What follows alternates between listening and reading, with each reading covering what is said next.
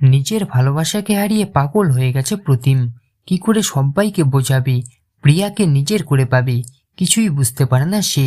এরই মধ্যে যখনই জানতে পারে প্রিয়ার অন্য জায়গায় বিয়ে দেওয়ার জন্য পাত্র আসছে জোড়াবাড়িতে, এটা শোনার পরেই পাগলামির সমস্ত সীমা পেরিয়ে গেল প্রতিম। সকাল সকাল বন্দুক হাতে নিয়ে প্রিয়া প্রিয়া বলে চিৎকার করতে শুরু করে প্রতিম।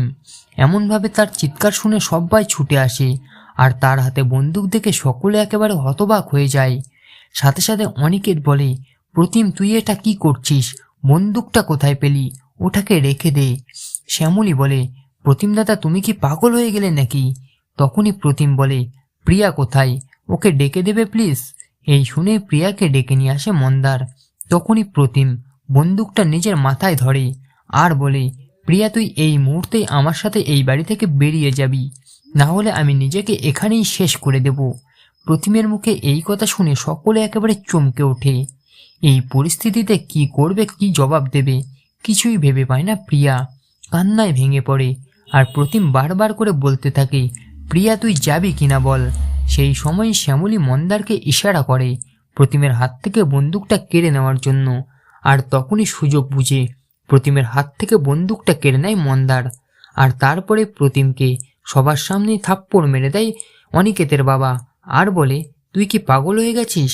তখনই মেঝেতে বসে পড়ে প্রতিম আর কান্না করতে করতে বলে, তাহলে আমি কি করব মামা, আমি যে প্রিয়াকে বড্ড ভালোবাসি, তাকে ছাড়া আমি বাঁচতে পারবো না।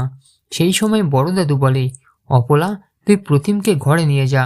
আর তারপরে প্রতিম ঘরে গেলে মন্দার শ্যামলীকে বলে, শ্যামলী প্রতিম দাদার প্রিয়া দিদির এই কষ্টটা আমি আর দেখতে পারছি না, যেভাবেই হোক না কেন ওদের এক করতেই হবে। মন্দার ওদের দুজনের বিয়ে দেবে, দরকার হলে মন্দার চৌধুরী ওদের ভালোবাসার জন্য আবার বন্দুক হাতে তুলে নেবে।